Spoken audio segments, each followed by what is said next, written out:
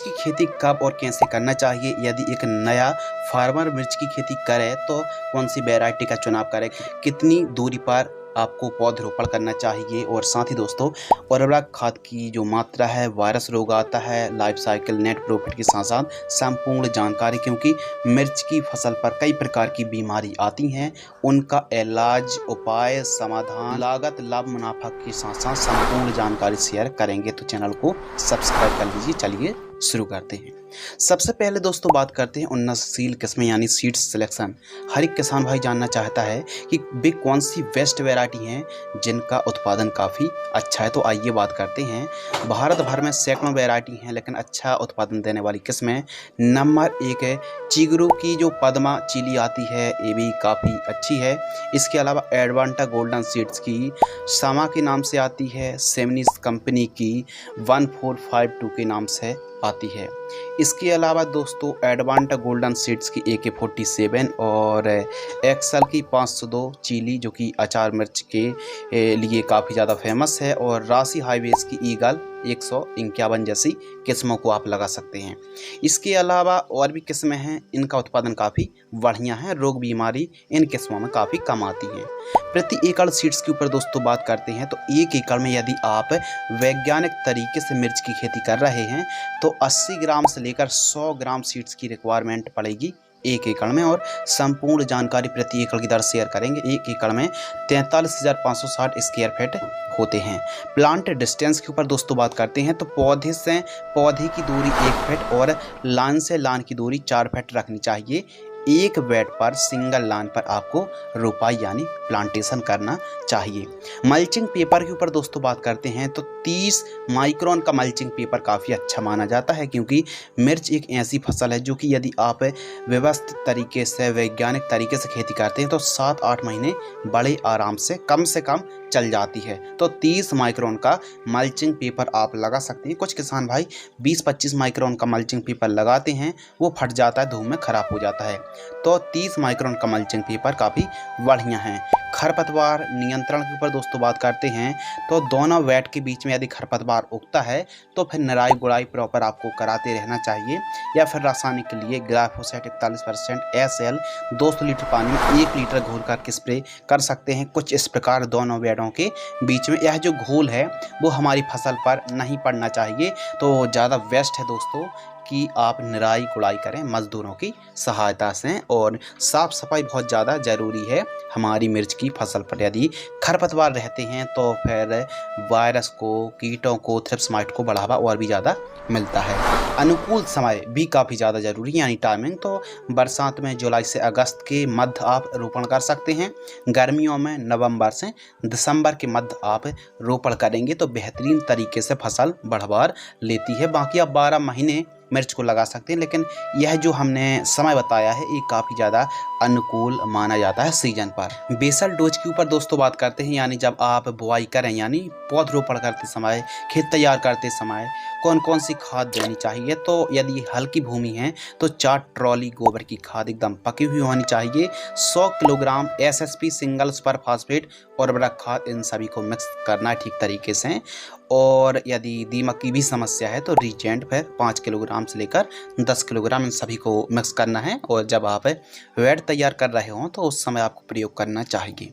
इसके अलावा दोस्तों उत्पादन के ऊपर बात करें तो यदि आप वैज्ञानिक तरीके से खेती करते हैं तो 40 टन, कम से कम 40 टन आप 1 एकड़ से पैदावार निकाल सकते हैं, बशर्ते आपकी मिर्च की फसल पर रोग बीमारी का प्रकोप ना हो। एकदम स्वस्थ फसल होनी चाहिए, हरी भरी फसल होनी चाहिए, साफ सफाई होना चाहिए, एकदम स्वस्थ रहेगी तो फिर उत्पादन बहुत अच्छा मिलेगा, और लाइफ साइकिल 8 महीने बड़े आराम से चल जाती है। बाजार भाव तो हमारे किसान भाइयों को 10 रुपये से लेके 20 रुपये के मध्य रेट देखने के लिए मिलता है। कीमतें और भी ज़्यादा ऊंची हो सकती हैं, यह मार्केट पर काफ़ी ज़्यादा डिपेंड करता है। लागत के ऊपर दोस्तों बात करते हैं तो जो लागत है ये मान लीजिए वैज्ञानिक तरीके से खेती करने पर 1.5 लाख रुपए के आसपास जो स्प्रे है, जो खाद है, जो भाड़ा है, किराया है, इसके अलावा लेबर का खर्च है, मजदूरी है, निराई गुड़ाई का जो खर्च है, स्प्रे का जो खर्च है, वो सभी इंक्लूडेड है। 1.5 लाख रुपए के आसपास 1 एकड़ में लागत लग जाती है। मुनाफा के ऊपर दोस्तों बात करते हैं, यदि 15 रुपये kg का रेट मिल जाता है 40 टन यानी 400 कुंटल, तो लगभग 6 लाख रुपए के आसपास मुनाफा हुआ। लागत घटा देंगे तो ये मान लीजिए 1.5 लाख लागत घटा देंगे तो 4.5 लाख रुपए के आसपास, कम से कम 4.5 लाख रुपए आप 1 एकड़ से कमाई कर सकते हैं मिर्च की फसल पर। लेकिन ये तो बेसिक जानकारी हो गई कि देखिए, उत्पादन बढ़ेगा, बाजार भाव अच्छे रहेंगे तो आमदनी बढ़ जाएगी। बाजार भाव पर काफ़ी ज़्यादा डिपेंड करते हैं।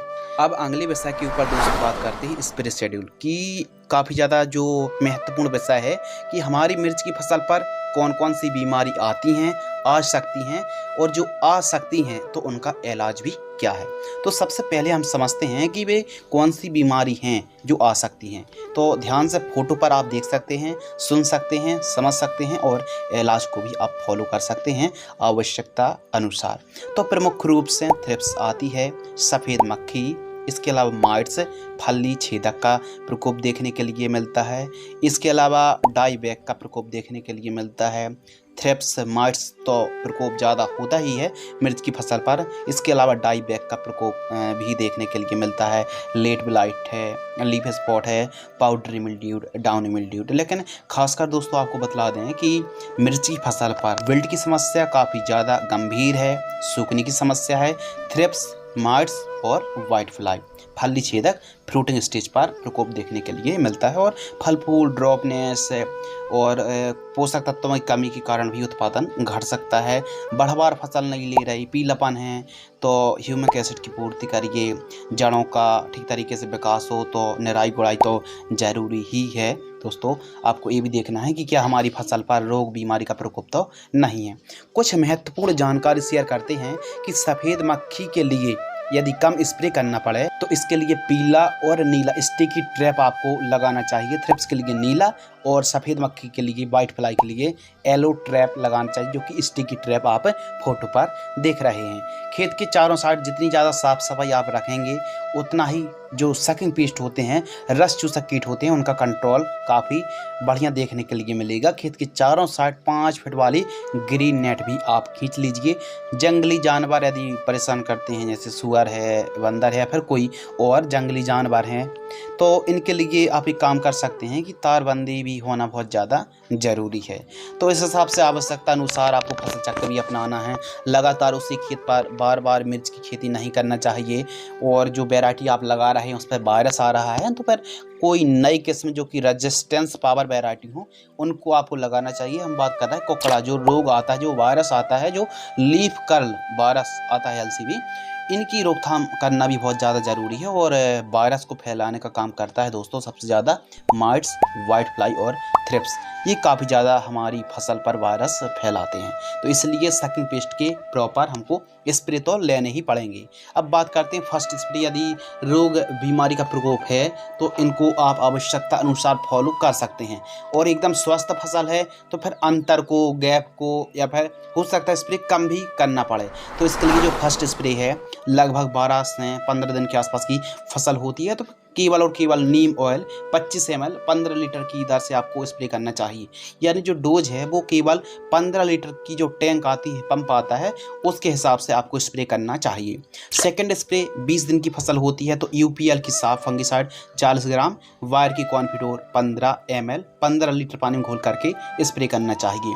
थर्ड स्प्रे 30 दिन की फसल होती है तो एसिटामिप्रिड 20% SP 10 ग्राम, पोषक सुपर 25 ml 15 लीटर पानी में घोल करके आपको स्प्रे करना चाहिए। इसके अलावा दोस्तों जो फोर्थ स्प्रे है 38 दिन की फसल होती है तो bio R 303 25 ml।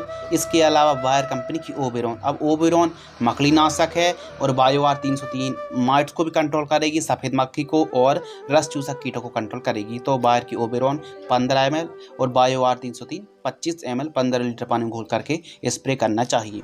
Fifth spray 45 दिन के आसपास की फसल होती है, क्योंकि देखिए स्प्रे तो स्टार्टिंग से शुरू हो गए, लेकिन स्टार्टिंग पर हल्के टेक्निकल से जो सस्ते हों और किफ़ायती हों उनकी ही या उन दवाइयों के ही हमको स्प्रे लेने चाहिए।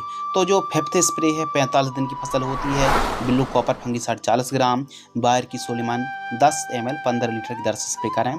छठवां स्प्रे 55 दिन की फसल होती है, सातवां स्प्रे 65 दिन की फसल, आठवां स्प्रे 75 दिन और नौवां स्प्रे 85 दिन की फसल, 10वां स्प्रे 100 दिन और 11वां जो स्प्रे है 115 दिन के आसपास की फसल होती है। तो धानुका की ओमाइट्स 15 ml, सुमिटोमो की लेनो जिसमें पाइरिप्रॉक्सीफेन है 40 ml लेना है, 15 लीटर पानी घोल करके आपको स्प्रे करना चाहिए।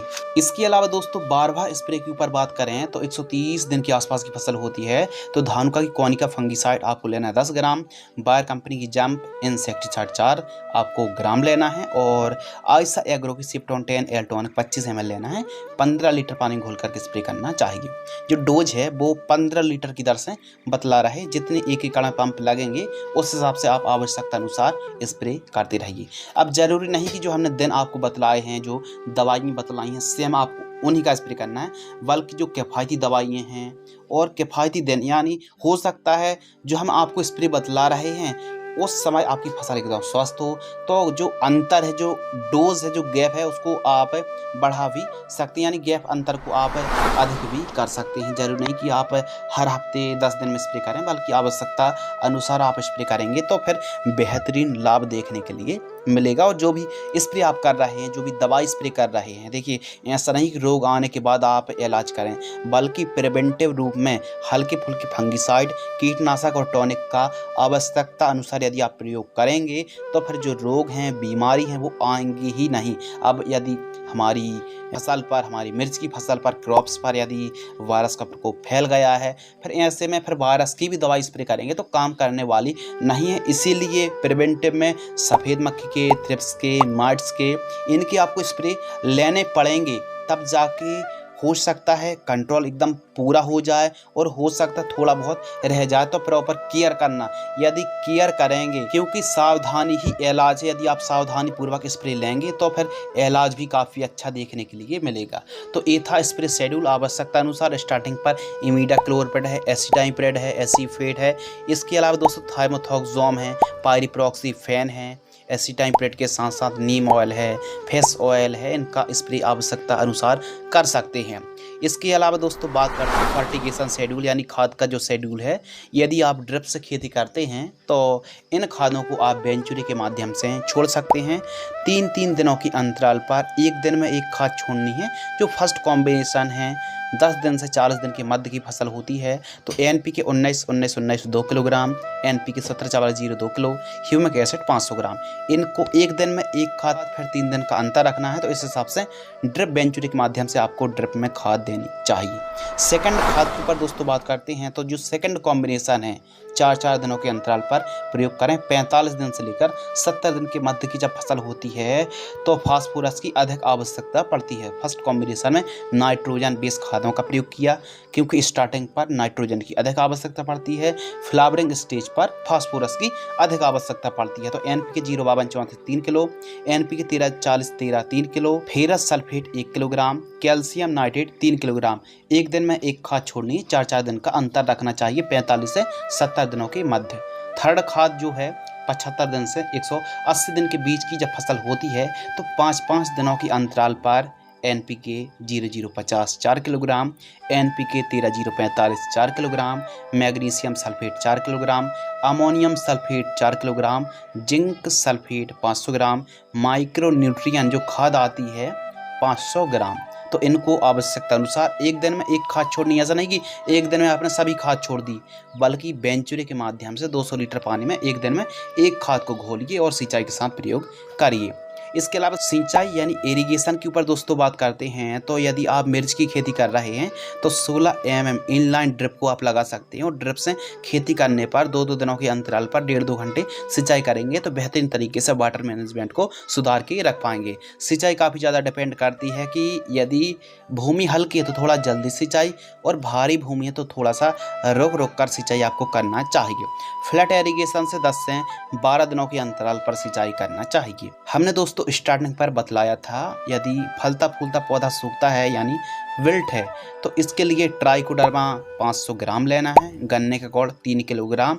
इन दोनों को 200 लीटर पानी में घोल करके 6-7 दिन तक रखिए। फिर उसके बाद 1 एकड़ में 200 लीटर घोल को आप सॉइल एप्लीकेशन से चला सकते हैं। तो इस हिसाब से दोस्तों आप मिर्च की खेती करेंगे तो बेहतरीन आपको लाभ देखने के लिए मिलेगा और बेहतरीन आप उत्पादन के साथ साथ आमदनी भी बेहतरीन तरीके से कमाई कर पाएंगे। फिर भी आपके मन में इस वीडियो को देखने के बाद यदि कोई डाउट्स रहते हैं, कोई सवाल हैं तो कमेंट सेक्शन खाली पड़ा है। वीडियो को आपने पूरा अंत तक देखा, वीडियो को अंत तक देखने के लिए आपका दिल से शुक्रिया, धन्यवाद।